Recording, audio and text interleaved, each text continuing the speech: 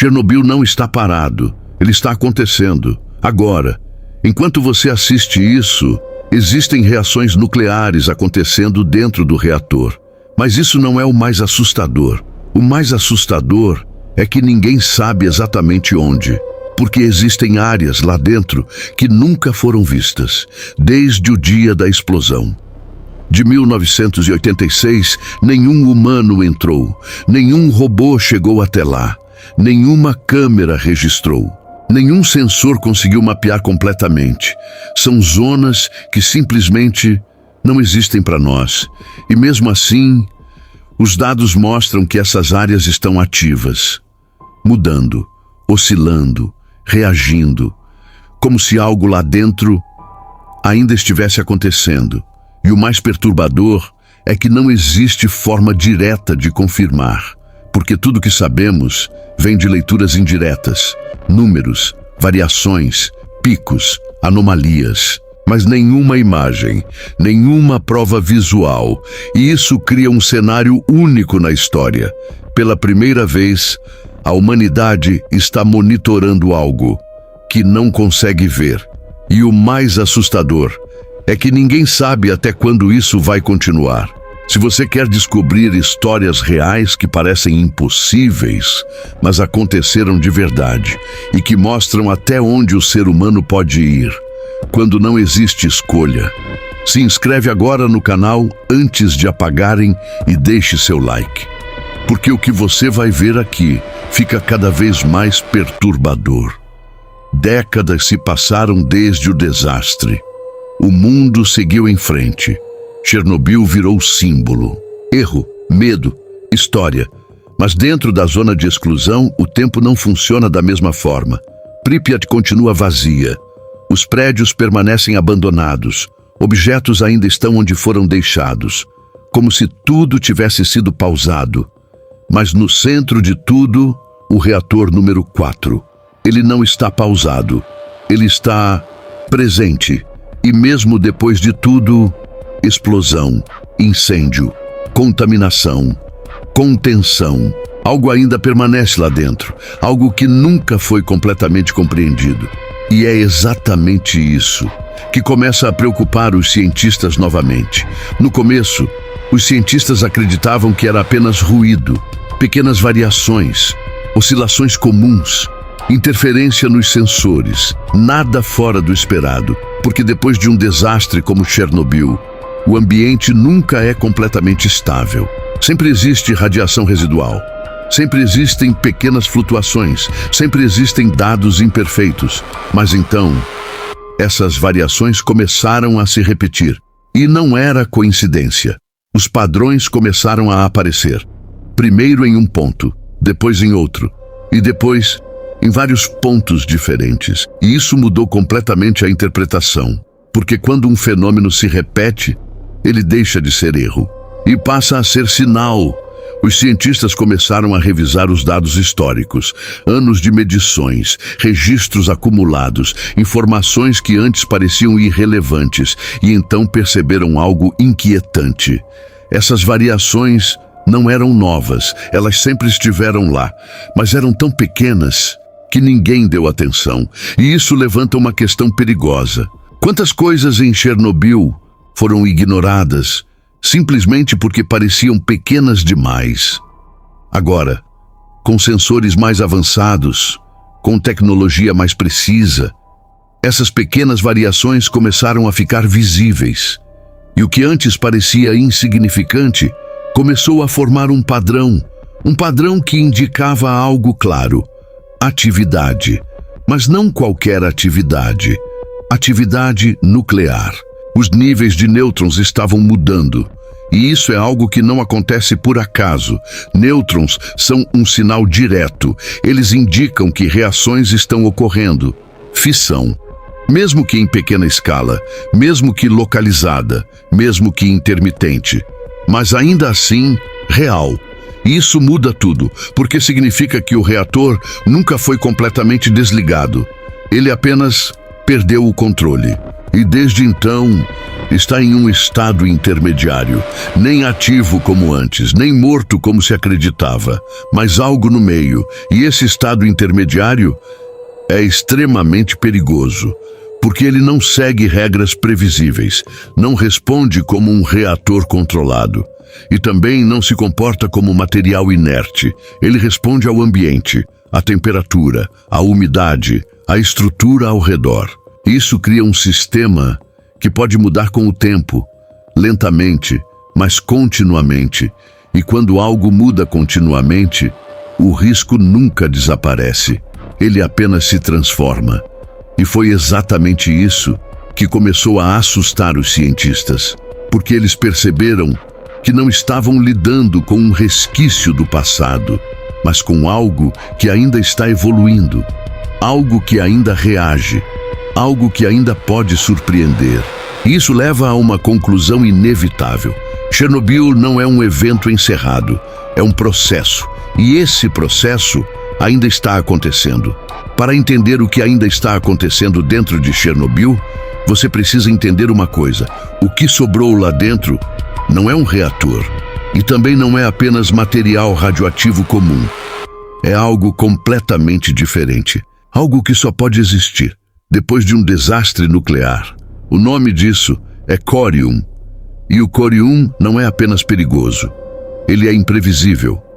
No momento da explosão, quando o reator perdeu completamente o controle, as temperaturas subiram a níveis extremos, tão altos, que tudo começou a derreter. Combustível nuclear, barras de controle, tubulações, estruturas metálicas, concreto, grafite, tudo. E quando tudo isso se mistura, sob temperaturas absurdas, o resultado não é organizado, é caótico. Uma massa densa, irregular, sem forma definida, como lava, mas infinitamente mais perigosa. Porque essa lava nuclear não apenas queima, ela irradia, ela emite partículas, ela altera tudo ao redor. E o mais importante, ela não é homogênea. Isso significa que, dentro do corium, existem regiões diferentes, algumas com mais combustível nuclear, outras com mais concreto, outras com mais metal. E isso muda completamente o comportamento, porque cada parte reage de forma diferente. Algumas áreas são mais estáveis, outras muito mais instáveis. E é exatamente nessas regiões que os cientistas começaram a ver atividade. Pequenos pontos onde a concentração de material físsil ainda é suficiente para sustentar reação. E isso leva a algo ainda mais perturbador. O corium não é um bloco parado. Ele mudou ao longo dos anos. Resfriou, contraiu, rachou, se fragmentou, criando espaços internos, cavidades, pequenas estruturas dentro dele mesmo. E dentro dessas estruturas, condições diferentes podem existir. Temperatura diferente, umidade diferente, geometria diferente. E quando essas condições se alinham, mesmo que por pouco tempo, uma reação pode acontecer. Pequena, localizada, mas real. E é isso que os sensores estão detectando. Não uma reação gigante, mas múltiplas micro-reações, espalhadas, irregulares, imprevisíveis. E isso cria um cenário extremamente perigoso. Porque não existe um único ponto de risco, existem vários, e cada um pode se comportar de forma diferente, e isso torna impossível prever exatamente o que vai acontecer a seguir. Mas existe um detalhe ainda mais preocupante, algo que transforma esse cenário em um problema real.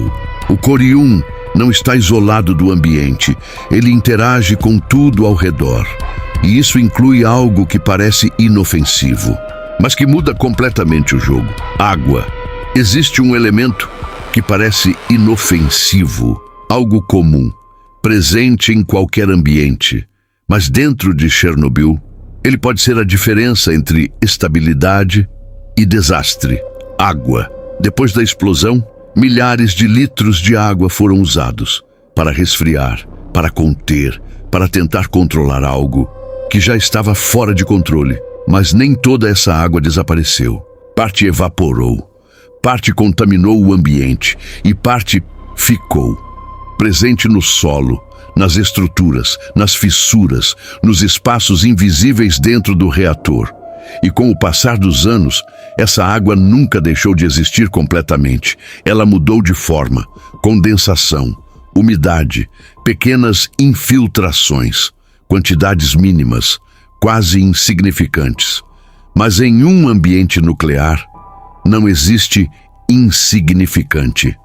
Porque a água tem uma propriedade específica, ela atua como moderador.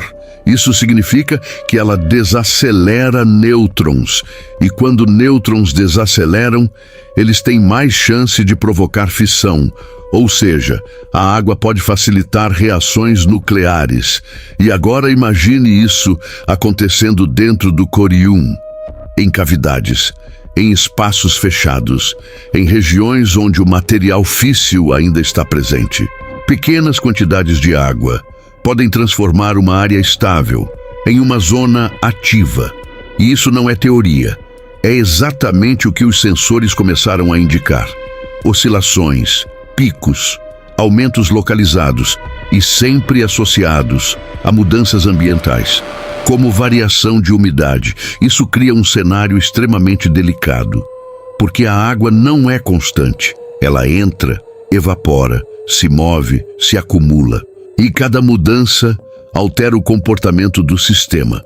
Isso significa que as reações não são contínuas, elas são intermitentes. Aparecem, desaparecem e voltam, sem aviso, sem padrão simples. E isso é exatamente o tipo de comportamento mais difícil de prever. Agora existe um detalhe ainda mais crítico. Se a quantidade de água em uma dessas regiões aumentar, mesmo que ligeiramente, o efeito pode ser exponencial. Não uma explosão como 1986, mas um aumento significativo de atividade, mais nêutrons, mais energia, mais instabilidade. E isso pode desencadear reações em cadeia localizadas, pequenas, mas conectadas. E quando múltiplas regiões começam a reagir, o sistema inteiro pode se tornar mais instável. E o pior é que isso pode acontecer lentamente, sem sinais visíveis, sem alerta imediato, apenas nos dados. E isso coloca os cientistas em uma posição extremamente difícil, porque eles não estão tentando impedir algo que já aconteceu. Eles estão tentando impedir algo que pode acontecer. E isso é muito mais complexo, porque não existe um evento único, existe um processo, e esse processo depende de variáveis que mudam o tempo todo. Temperatura, umidade, estrutura e principalmente tempo. Porque quanto mais tempo passa, mais o ambiente muda, e quanto mais ele muda, menos previsível tudo se torna. E é exatamente isso que mantém Chernobyl perigoso até hoje. Não é o que já aconteceu, é o que ainda pode acontecer. Até aqui, o problema já era sério, mas havia algo ainda mais preocupante. No início, os cientistas acreditavam que essas reações eram isoladas, pontos específicos, regiões pequenas, eventos raros. Mas com o tempo, os dados começaram a mostrar outra coisa. As reações não estavam acontecendo em um único lugar. Elas estavam aparecendo em diferentes pontos do reator, separados, independentes, mas com um comportamento semelhante. Isso muda completamente o cenário, porque um único ponto ativo é algo que pode ser monitorado.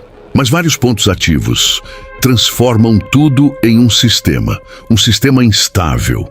Agora imagine isso, diferentes regiões do corium, com diferentes níveis de material nuclear, com diferentes níveis de umidade, com diferentes temperaturas, todas reagindo de formas próprias, algumas mais intensas, outras mais fracas, algumas desaparecendo, outras surgindo, e tudo isso acontecendo ao mesmo tempo, sem controle, sem acesso, sem intervenção direta. Isso não é mais um problema localizado, é um comportamento distribuído. E sistemas distribuídos são muito mais difíceis de prever, porque não existe um único ponto de falha. Existem vários, e qualquer um deles pode mudar o equilíbrio do sistema inteiro. E foi exatamente isso que começou a assustar os cientistas.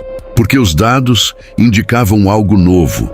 As reações não estavam apenas acontecendo, elas estavam começando a formar padrões, pequenos ciclos, aumentos seguidos de quedas, quedas seguidas de novos aumentos, como se diferentes regiões estivessem respondendo umas às outras, não de forma direta, mas influenciadas pelo mesmo ambiente.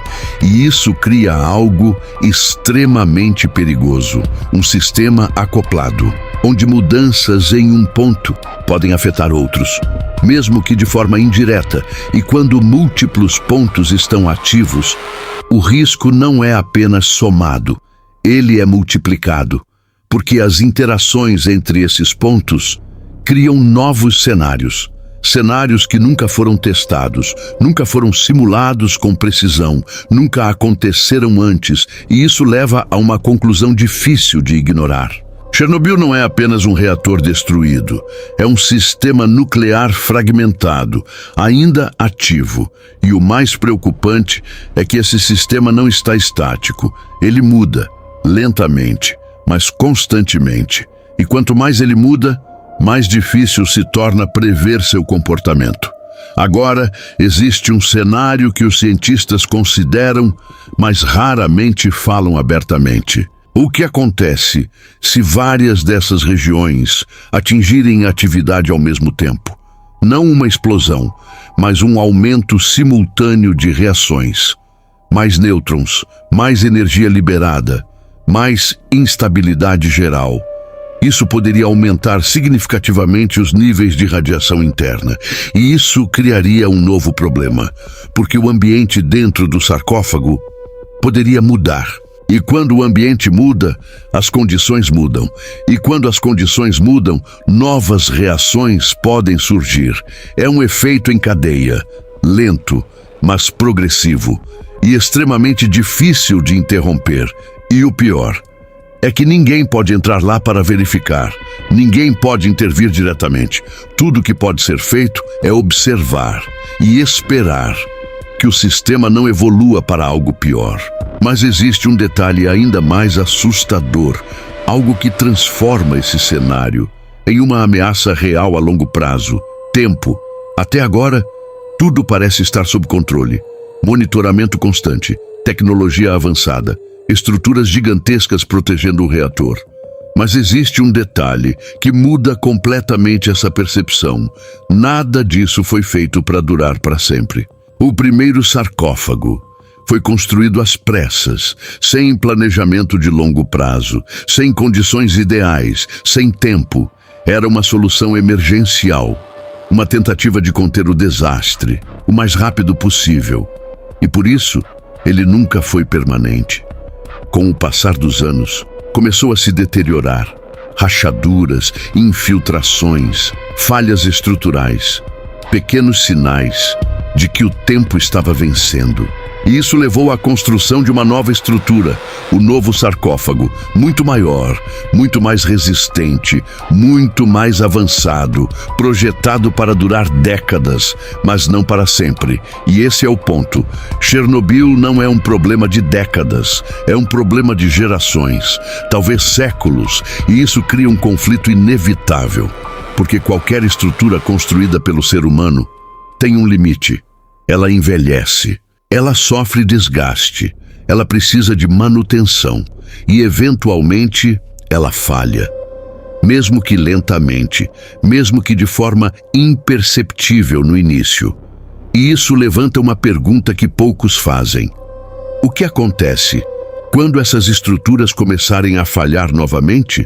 Porque o que está dentro não desapareceu, o corium ainda está lá. As reações ainda podem acontecer e o ambiente continua mudando. Agora imagine isso acontecendo ao longo do tempo. Pequenas infiltrações voltando, mudanças estruturais, novos caminhos para a água entrar e, com isso, novas condições para a reação. O problema de Chernobyl não é estático, ele evolui com o tempo. E o tempo É a única variável que nunca para. Mesmo quando tudo parece estável, o tempo continua atuando, silenciosamente, alterando o ambiente, mudando o equilíbrio, criando novas possibilidades. E isso torna o problema muito mais complexo, porque não é apenas sobre o que está acontecendo agora, é sobre o que pode acontecer daqui a 10 anos. 20 anos, 50 anos, e ninguém pode prever com precisão, porque não existe histórico para isso. Nunca houve um cenário como Chernobyl antes. Nunca houve uma massa como o Corium existindo por tanto tempo em um ambiente real. E isso significa que cada ano que passa é um experimento em escala real, sem controle total, sem previsibilidade completa e com consequências potencialmente irreversíveis.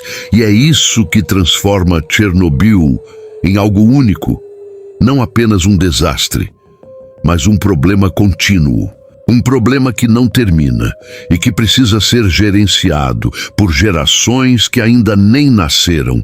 Mas existe algo ainda mais perturbador, algo que vai além do tempo, algo que muda completamente a forma de enxergar esse desastre.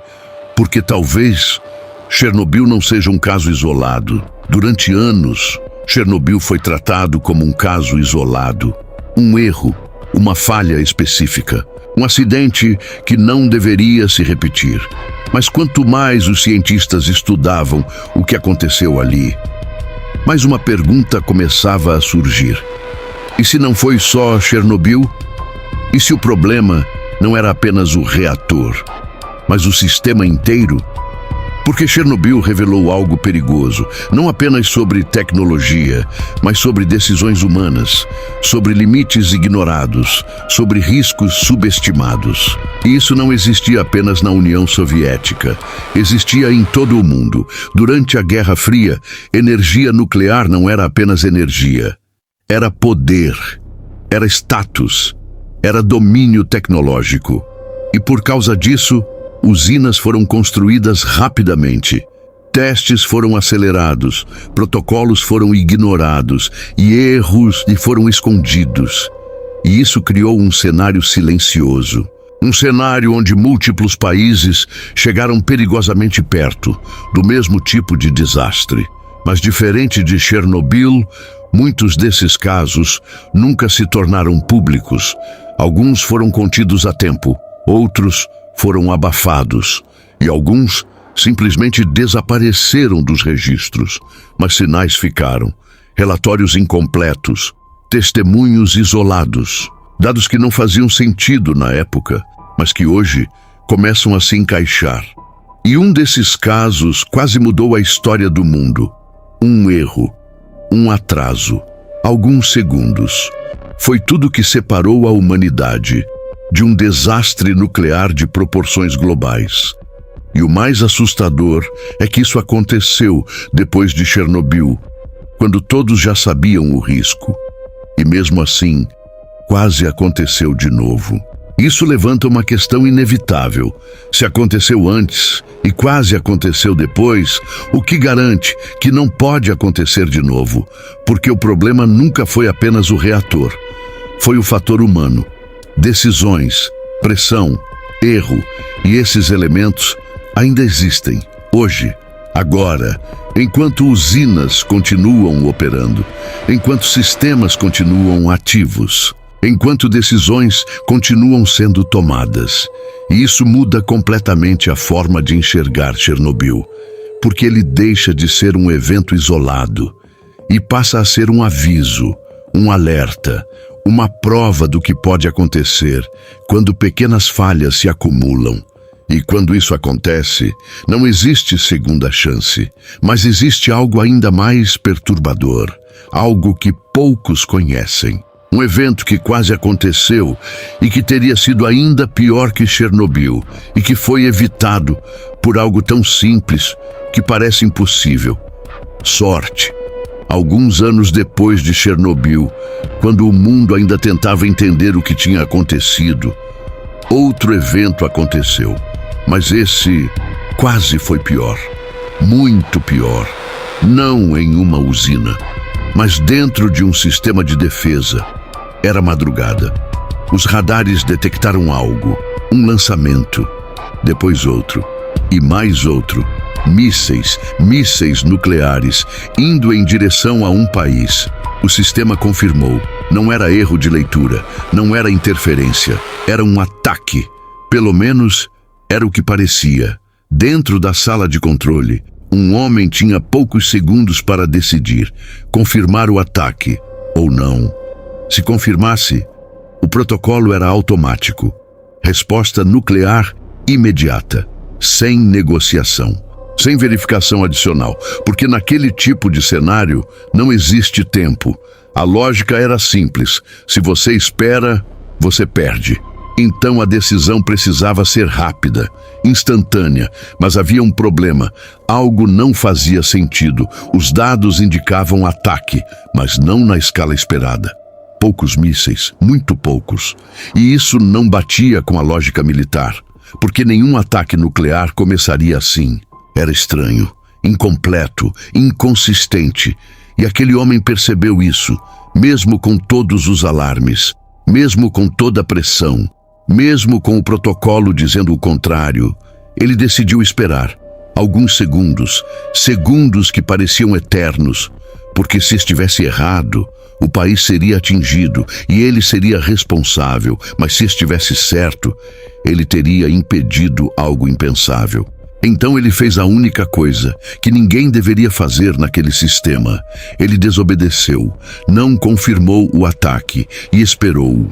E então os mísseis desapareceram, não existiam. Era um erro causado por algo simples, reflexo do sol em nuvens, um fenômeno natural, interpretado como lançamento nuclear.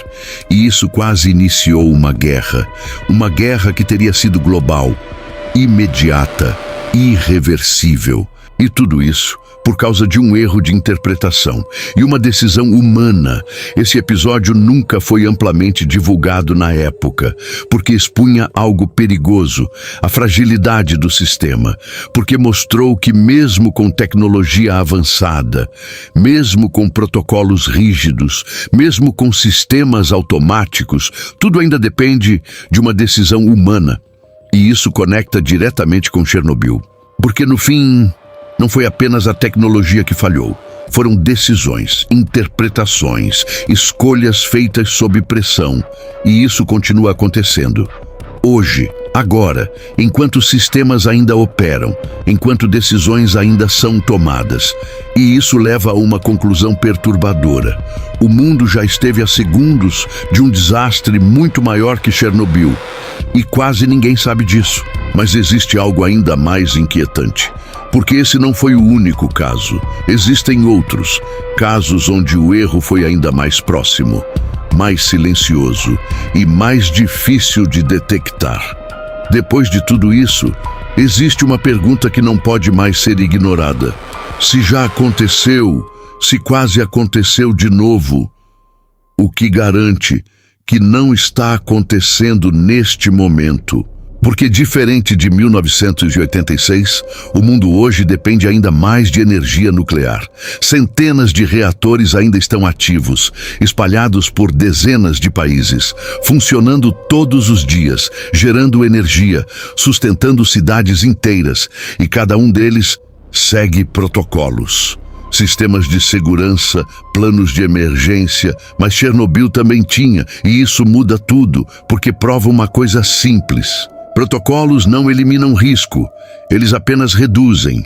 E quando o risco envolve energia nuclear, reduzir não significa eliminar, significa conviver. E isso coloca o mundo em uma posição delicada, porque enquanto a tecnologia evolui, o fator humano continua o mesmo. Erro, pressão, decisões rápidas. E é exatamente isso que sempre esteve presente nos maiores incidentes. Não foi apenas falha técnica, foi interpretação, foi julgamento, foi escolha. Agora imagine isso no cenário atual. Sistemas mais complexos, interdependência global, infraestruturas conectadas e novos riscos, ataques cibernéticos, falhas digitais. sistemas automatizados. Hoje, um erro não precisa mais ser físico. Ele pode começar em código, em um sistema comprometido, em uma falha invisível. E isso torna tudo ainda mais imprevisível, porque diferente de antes, o problema pode começar sem aviso físico algum, sem explosão, sem fumaça, sem sinais visíveis, apenas dados e decisões sendo tomadas com base nesses dados. Assim como naquele caso, onde mísseis que não existiam quase iniciaram uma guerra, agora conecta tudo isso. Chernobyl. Reações ainda acontecendo. Zonas que ninguém consegue acessar. Eventos quase nucleares. Decisões humanas sob pressão. E um mundo que depende cada vez mais dessa tecnologia. Isso não é apenas uma coincidência, é um padrão. Um padrão que se repete, com pequenas variações, mas com o mesmo elemento central, risco. E esse risco nunca desapareceu. Ele apenas mudou de forma. Se tornou mais silencioso, mais complexo, mais difícil de detectar. E isso torna o cenário atual mais perigoso do que parece. Porque o maior problema não é o que já aconteceu, é o que pode acontecer, sem que ninguém perceba a tempo. E isso leva a uma última questão, talvez a mais importante de todas. A humanidade realmente aprendeu com Chernobyl ou apenas seguiu em frente, esperando que nunca aconteça de novo? A verdade é que Chernobyl nunca foi apenas um acidente. Foi um aviso do que acontece quando tecnologia e decisão humana se encontram no limite. Mas o mais assustador é que esse aviso nunca foi completamente entendido. Porque o mundo não parou. As usinas continuaram, os sistemas evoluíram, a tecnologia avançou, mas o fator principal permaneceu o mesmo, o ser humano. Isso significa que tudo aquilo que levou a Chernobyl ainda existe. Erro, pressão, decisões em segundos e um ambiente onde pequenas falhas podem gerar consequências gigantescas. Hoje, Chernobyl ainda está lá. Silencioso, mas ativo, com reações acontecendo, com zonas desconhecidas, com um comportamento que ninguém consegue prever completamente. Mas talvez o mais importante não seja Chernobyl em si, e sim o que ele representa, porque ele prova uma coisa simples: o perigo nunca desaparece, ele apenas muda de forma, se adapta, se esconde e espera, e às vezes ele não explode. Às vezes, ele cresce lentamente, silenciosamente, até que alguém perceba, ou até que seja tarde demais. Agora pensa nisso. Quantos sistemas hoje estão funcionando perfeitamente até o momento em que deixam de funcionar? Quantas decisões estão sendo tomadas agora, sem que alguém perceba o risco completo? Quantos erros pequenos estão acontecendo que ainda não parecem importantes, porque Chernobyl não começou com uma explosão, ele começou com decisões pequenas, quase invisíveis, mas que se acumularam, até que não havia mais volta. E isso é o que torna essa história tão perigosa, porque ela não pertence apenas ao passado. Ela pode acontecer de novo, em outro lugar, em outro sistema, em outro momento, e talvez com consequências ainda maiores. No próximo episódio, vamos mostrar algo que poucas pessoas conhecem, casos reais, onde o mundo chegou perigosamente perto de repetir Chernobyl. Situações onde segundos separaram a humanidade de um desastre global. E o mais assustador é que muitos desses eventos quase ninguém nunca ouviu falar. Porque nem todo desastre vira história. Alguns quase acontecem. E são exatamente esses que mostram o quão perto ainda estamos do limite.